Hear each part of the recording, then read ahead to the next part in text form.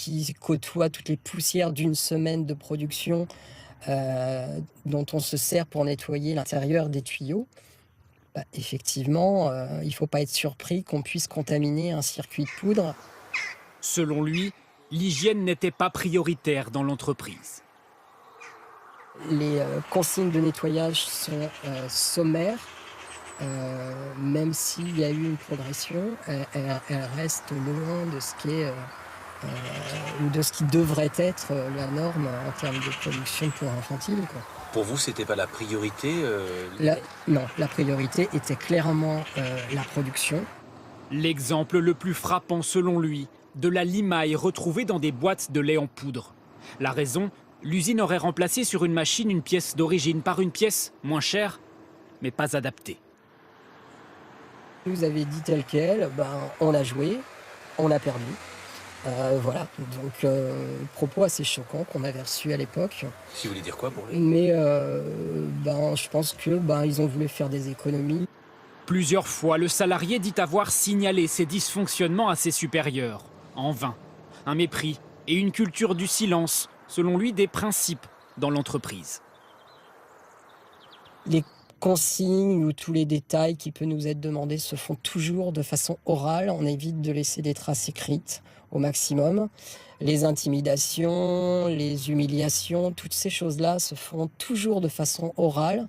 Face à ces accusations, l'entreprise, jointe par téléphone tout à l'heure, assure que les procédures d'hygiène sont parfaitement respectées. Il y a des contrôles réguliers faits en matière d'hygiène. Il y a l'ensemble des contrôles sont réalisés. Il y a des procédures qui sont... Agnès Giraud-Carlier.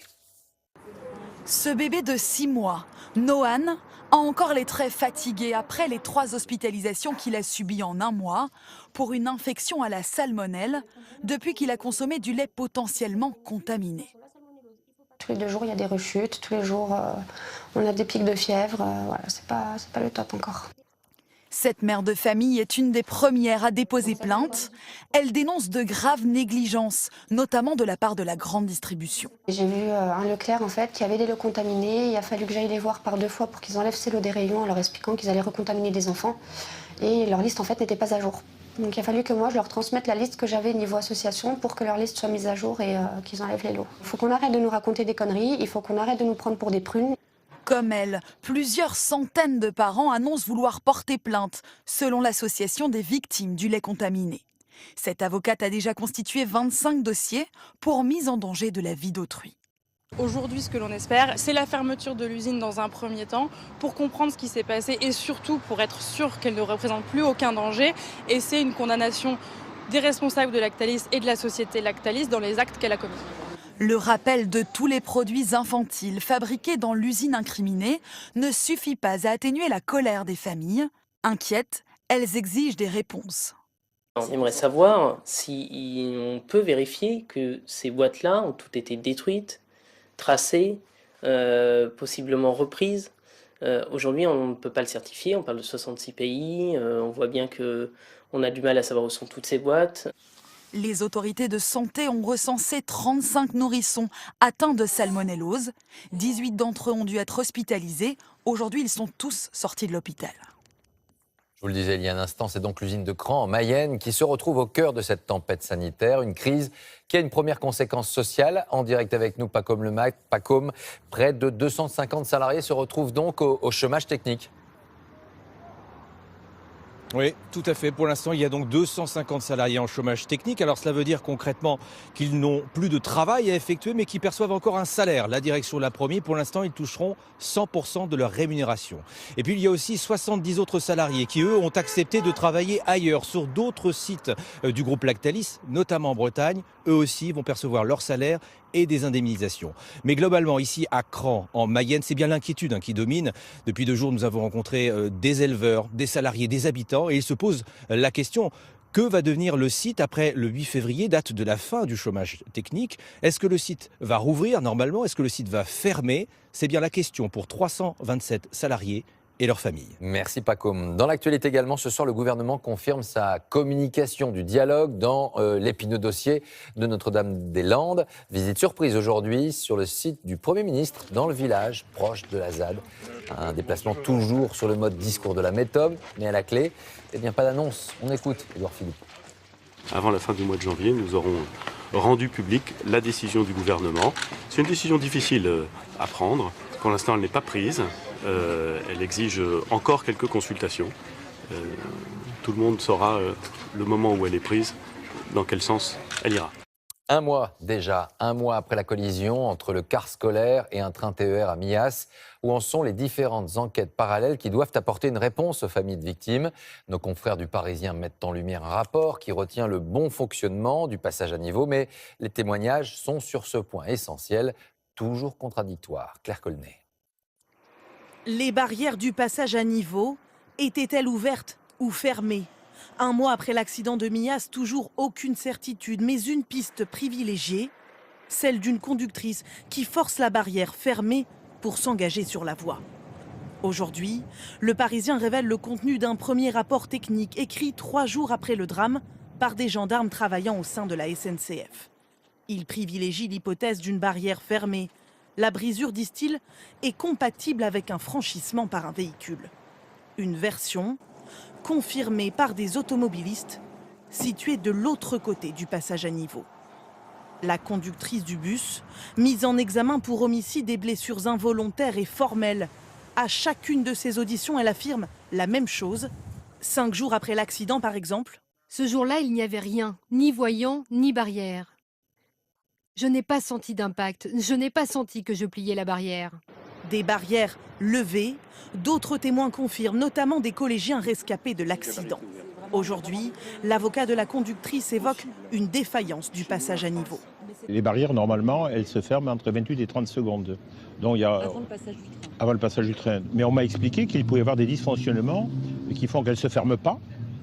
Il peut se produire qu'elles se ferment en tapant sur le toit du véhicule.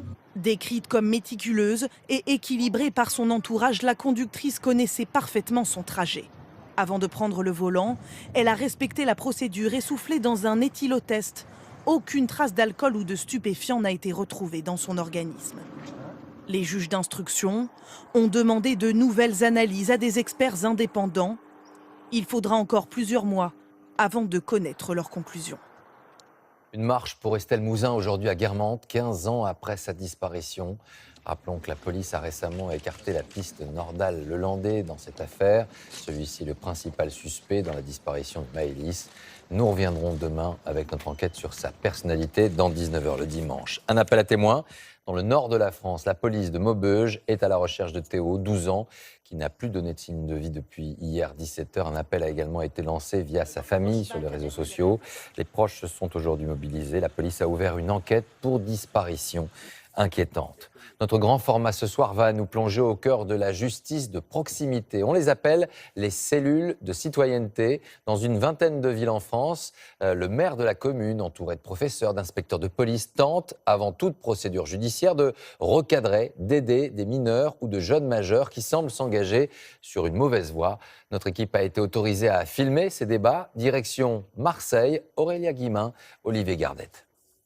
Vous avez été convoqué devant la cellule de citoyenneté et tranquillité publique. Vous savez pourquoi vous êtes là? C'est pour les absences de mon fils. Qu'est-ce qu'il fait à la maison quand il ne va pas à l'école? Ah ben, il regarde la télé, il est dans le canapé, monsieur. Elle est pas belle la vie. Il se lève à quelle heure le matin? L'école est à combien de votre lieu d'habitation? Olivier a 13 ans.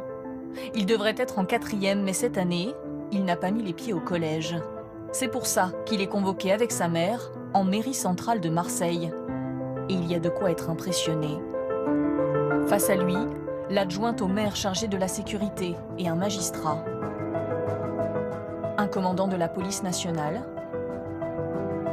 un policier municipal et une représentante de l'éducation nationale. Tous réunis pour tirer la sonnette d'alarme. Pourquoi tu vas pas à l'école? Cette rentrée, je peux pas y aller parce que on n'avait pas, à la CAF, ils n'ont pas payé ma mère ou je sais plus quoi. Et j'avais plus de chaussures. Une première explication qui ne dupe apparemment personne. L'an dernier, 50 jours d'absence. Les 50 jours d'absence l'année dernière, c'est pas pour le manque de subventions. Non, c'est parce que lui, il voulait pas aller à l'école, monsieur. Bravo. Croyez-moi. Il ne veut pas aller à l'école, donc il y va Voilà. pas. L'autorité parentale, c'est vous qui l'avez. Oui, bien assurez-moi. Alors, il doit aller à l'école jusqu'à l'âge de 16 ans.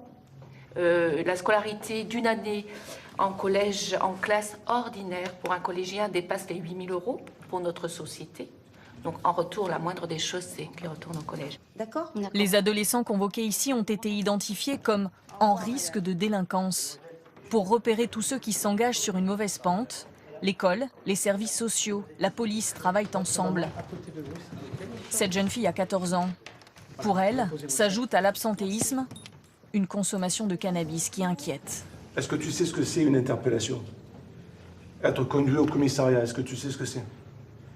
Non. Voilà. Alors le jour où cela se passera, tu diras, mais qu'est-ce que je fais là? Mais pourquoi je suis interpellé? Et là, tu demanderas à tes copines qui te fournissent le cannabis, qu'est-ce que l'on fait là, les filles? Et là, tu comprendras, peut-être. Alors il faut ouvrir les yeux maintenant. Je pense que c'est la limite, c'est l'âge crucial. 14 ans, c'est l'âge crucial. Moi, j'ai peur. Elle n'était pas comme ça. Pour l'instant, elle n'intéresse que de mauvaises choses. Je ne peux pas dire tout. J'ai besoin d'un conseil. Oui. Pour m'aider, je ne sais pas, peut-être soigner, ça va être mieux.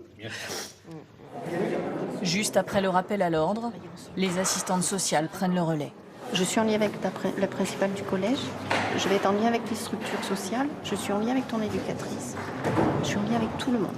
Donc je vais savoir ce qui va se passer, mais je sais t'aider. Ok. Est-ce que t'es d'accord? La jeune fille semble rassurée. L'audience a servi de déclic. Je pars à la dérive. C'est l'impression que tu as, toi? T'as cette impression-là, t'as l'impression de partir à la dérive. Et tu avais besoin qu'on te dise ce qui t'a été dit aujourd'hui? Je le savais déjà, mais ça m'ouvre encore plus les yeux. Ces convocations servent de rappel à l'ordre, mais les discussions servent aussi de révélateurs. Des problèmes familiaux qui avaient jusqu'alors échappé aux services sociaux. Allez-y, allez-y. Chez moi, j'ai des gros problèmes. Si je suis pas chez moi, en fait, c'est parce que mon père, il rentre tard. Les problèmes, en fait, c'est ma belle-mère qui est chez moi. Je m'entends pas du tout, mais pas du tout avec elle depuis que je suis tout petit. Moi, j'arrive pas à vivre avec elle. Et du coup, c'est pour ça, quand mon père, il est pas là, moi, j'ai pas forcément envie d'être chez moi. Mais le soir, il rentre? Le soir, il rentre vers 1h, 2h. Du coup, à chaque fois que mon père, il rentre, moi, j'appelle. Mon père me dit, oui, je suis rentré à la maison, je rentre. Bon, vous êtes un jeune homme intelligent, ça se voit. Et vous avez beaucoup de qualités. Mettez-les au profit de votre réussite à vous. Seul, on n'y arrive pas, je suis d'accord. On va vous accompagner. Je pensais pas que ça allait autant me toucher, en fait. Je pensais pas que ça allait autant me toucher. Au bout d'un moment, vous avez vu, de toute façon, j'allais pas bien, parce que, voilà. Vous prenez ça aussi comme une main tendue?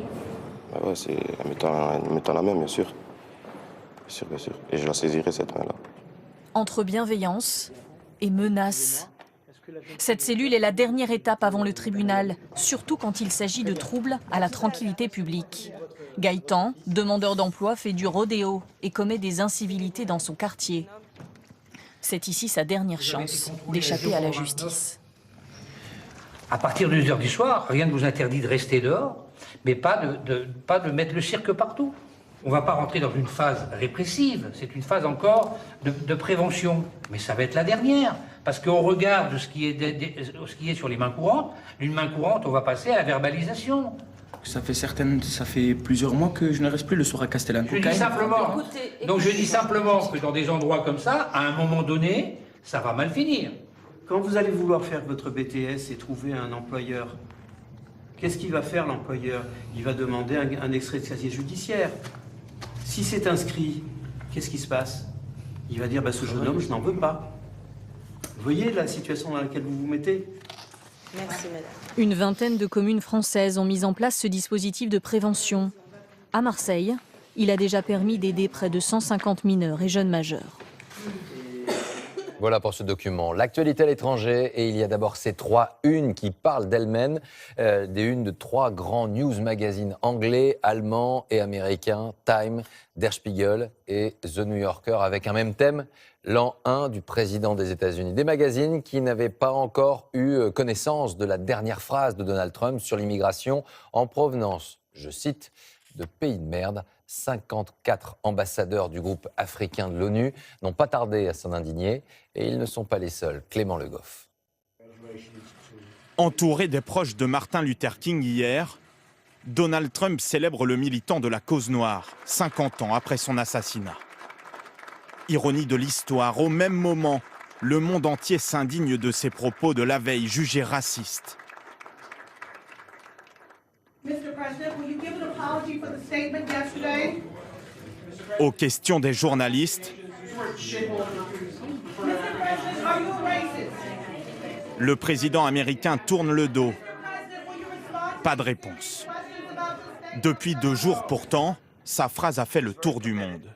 Évoquant Haïti et les nations africaines, Donald Trump aurait posé la question suivante devant des parlementaires. Pourquoi est-ce que toutes ces personnes issues de pays de merde viennent ici? Aujourd'hui, du Sénégal au Nigeria, ces mots provoquent la colère de l'Afrique. Ça nous choque beaucoup. Hein. Moi, en tant qu'Africain, en tant que Noir aussi. Sur Twitter, le président du Ghana riposte. Nous ne sommes certainement pas un pays de merde. Nous n'accepterons pas de telles insultes, même de la part du dirigeant d'un pays ami, quelle que soit sa puissance. 54 pays africains réclament des excuses et l'ONU se fâche. Ce n'est pas seulement une question de vulgarité du langage. Cela banalise le pire côté de l'humanité, en validant et en encourageant le racisme et la xénophobie. Seule réaction de Donald Trump, se démentit à demi-mot. Le langage que j'ai utilisé lors de la réunion était dur, mais ce ne sont pas les mots utilisés, a-t-il écrit. Le président américain sait aussi que ce genre de discours séduit la base de son électorat.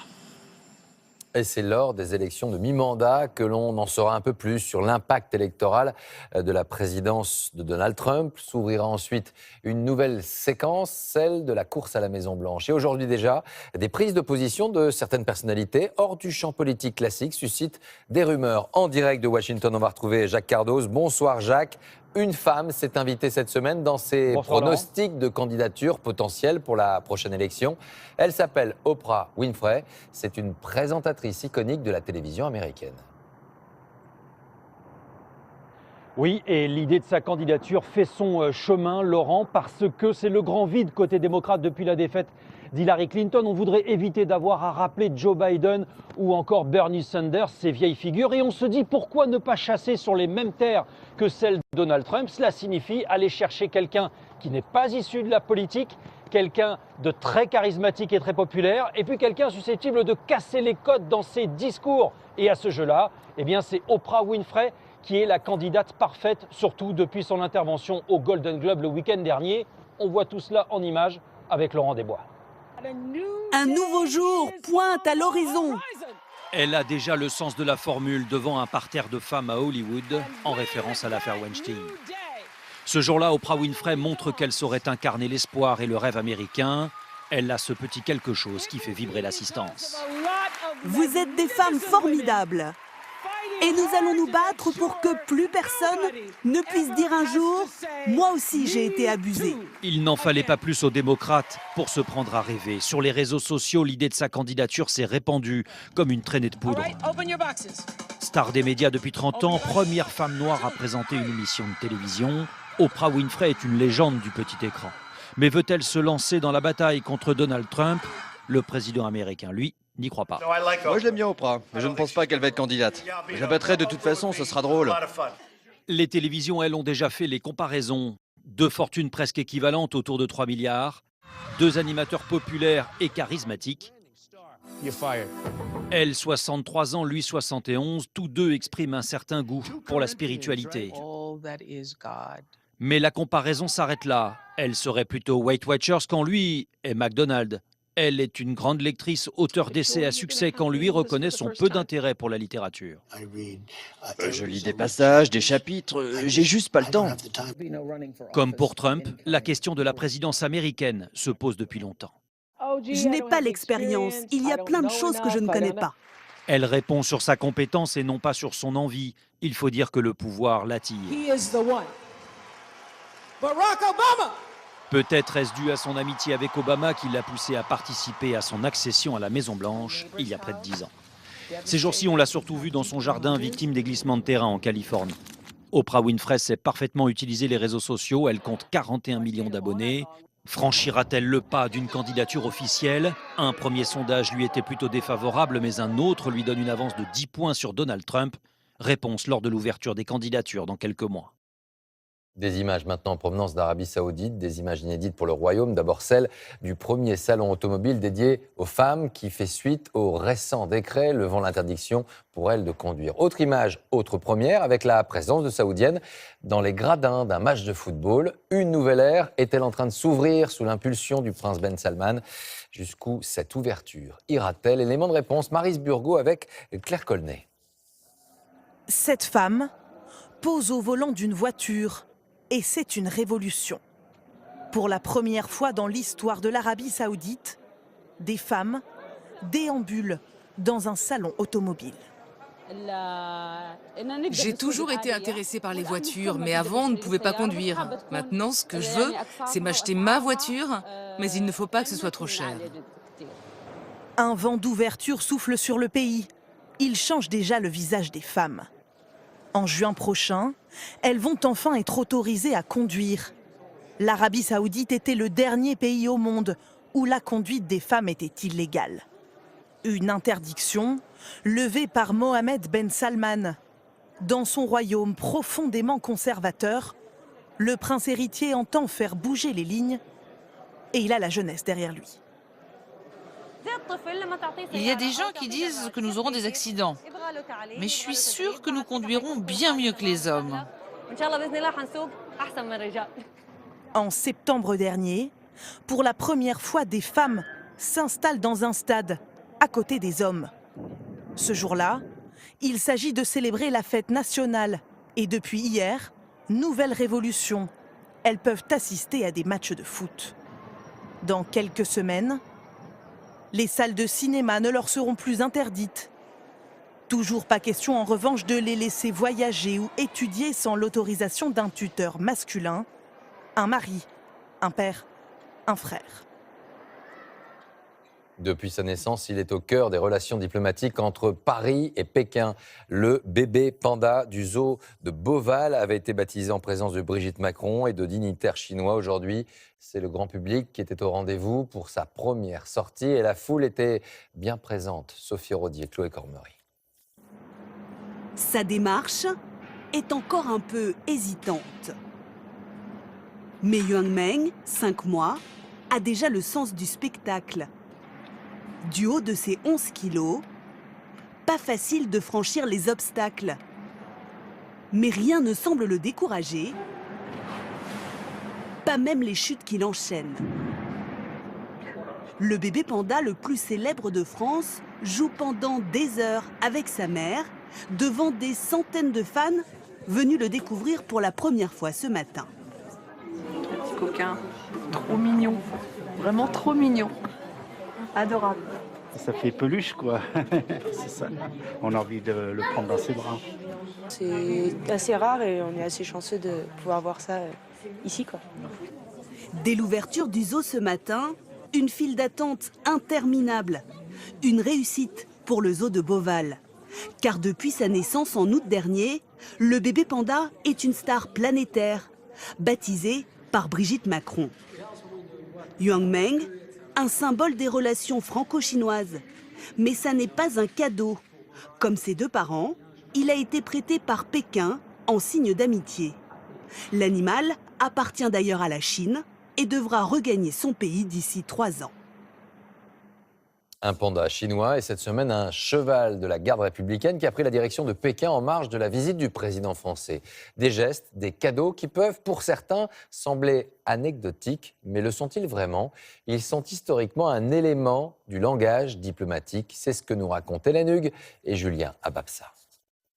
Un superbe cheval de la garde républicaine offert par Emmanuel Macron cette semaine au président chinois.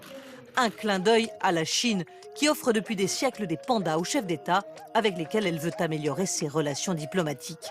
Ainsi, Georges Pompidou en a reçu 2 qui ont fini leur jour aux Zoo de Vincennes.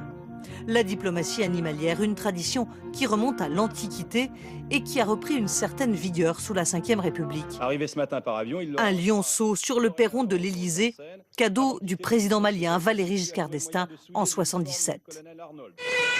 Un éléphant offert à François Mitterrand par le Premier ministre indien en 1985. Plus récemment, François Hollande s'est vu offrir à Tombouctou un dromadaire en remerciement de l'intervention militaire française contre les djihadistes au Mali. Je l'utiliserai autant que je pourrai comme moyen de transport. Il a laissé l'animal sur place. La rumeur dit qu'il aurait fini en tagine. La France, elle, par tradition, offre plus volontiers des cadeaux non périssables. Argenterie, cristal, maroquinerie, accessoires de mode, bref, tout ce qui incarne le luxe français. D'abord, c'est le président de la République qui les choisit, ça a toujours été comme ça, mais on lui fait des propositions. Les propositions sont faites par son cabinet et le protocole. Des cadeaux le plus possible personnalisés, comme cette map monde frappée au lieu favori de François Mitterrand et qu'il a offerte à 47 chefs d'État. Mais jamais le prix exact du cadeau n'est communiqué, de quelques centaines d'euros à quelques milliers. Tradition française, là encore. En France, on estime que ce serait un manque de courtoisie diplomatique d'afficher le prix du cadeau reçu. Très pratique, comme ça reste discret aussi. Par contre, aux États-Unis, il y a un forfait, un plafond qui est fixé par le Congrès. C'est moins de 500 $. Les cadeaux reçus aux États-Unis sont revendus aux enchères sur Internet. En France, ils sont remis au mobilier national ou exposés dans des musées dédiés. Seul François Hollande a gardé un cadeau, son chien Philae, offert par le Québec. La Commission européenne vient de lancer une vaste consultation sur les mesures à prendre afin de lutter contre le déclin des populations d'abeilles. On évoque les concernant la 6e grande extinction qui serait en cours. Alors, comment tenter de l'endiguer? Quelles en sont les causes et quelles seraient les conséquences? Les équipes de 13h15 ont suivi un apiculteur et un scientifique qui nous apportent, vous allez le voir, quelques réponses. Emmanuel Chartoir, David Geoffrion, avec Fanny Martineau. C'est un apiculteur un peu particulier. Un apiculteur qui ne récolte pas le miel de ses ruches. Roch Domérego est un scientifique, spécialiste des abeilles. Ça, c'est une belle petite noire. Hein. Ça, c'est l'abeille de Provence. Autrefois présente dans toutes les régions de France, cette petite abeille noire a été peu à peu abandonnée au profit d'espèces plus productives en miel. Le but de Roch est de reproduire cette abeille native. Il y a 1 ou 2 essaimages qui vont aller trouver un arbre, des ruines, pour se réinstaller et recréer une colonie, pour faire en sorte qu'il y ait de nouveau des abeilles sauvages dans la nature. Il n'y a plus d'abeilles sauvages dans la nature? Il y en a vraiment de moins en moins. L'hécatombe des abeilles a commencé dans les années 70, avec l'apparition de ce parasite, le varroa. C'est un acarien qui a tué en 15 ans ou en 10 ans 50% des colonies de l'Europe. Puis après, il y a eu la vague des pesticides qui ont tout bousillé aussi, tout détruit. À la fin des années 90, ils sont des milliers d'apiculteurs dans toute la France à constater la mort brutale de leurs colonies. Bon alors, elles tournent en rond, elles tremblotent. Et toutes les butineuses, bon, il n'y a plus aucune activité, il n'y a plus rien, bon, tout le monde est mort. Pour les apiculteurs, ça ne fait aucun doute. Ces mortalités sont dues aux nouveaux insecticides mis sur le marché, les néonicotinoïdes. Après plusieurs années de lutte, ils parviendront à les faire interdire sur les cultures à fleurs. Mais ils restent autorisés sur d'autres cultures, et les abeilles continuent de mourir, en Europe et partout dans le monde. Partout, sauf dans de très rares pays, comme Cuba. C'est là que notre chercheur Roch Domérego travaille la moitié du temps. Cuba est devenu un des paradis pour l'abeille, et tout ça, c'est principalement dû à l'absence de chimie. Cuba est devenu bio un peu sans le vouloir au départ. Pendant la guerre froide, c'est l'URSS qui lui envoie tracteurs, engrais, pesticides et ingénieurs agronomes. Mais à la chute de l'Union soviétique, Cuba se retrouve à court de tout, et notamment de produits phytosanitaires. L'île n'a alors pas d'autre choix que de se tourner vers une agriculture bio. Tu te rends compte, pour les abeilles ici, c'est... Regarde, ouais, regarde ça. 25 ans plus tard, Cuba n'utilise les pesticides que sur les grandes plantations de tabac. Dans le reste de l'île, les abeilles sont parmi les plus heureuses et les plus productives du monde. Il est plein de miel. Regarde-moi ça. Ça coule comme c'est pas possible. Tous les 20-25 jours, ils récoltent 25 kilos par ruche. Mais au fond, on est dans la même production qu'il y a 40 ans en Europe. Hein. C'est pas du tout quelque chose de si exceptionnel que ça dans le passé. Mais aujourd'hui, c'est devenu dans le monde exceptionnel. Reynold, l'apiculteur cubain, produit 112 kilos de miel par ruche et par an, quand un apiculteur français ne récolte que 20 kilos par ruche en moyenne. Combien il gagne? Plus de 300 000 pesos cubains. Ça fait 20 000 $. Mais en fait, tu veux que je te dise, il gagne plus qu'un apiculteur français qui aurait 200 ruches. Toutes ces travailleuses en pleine forme sont aujourd'hui devenues un atout économique pour Cuba.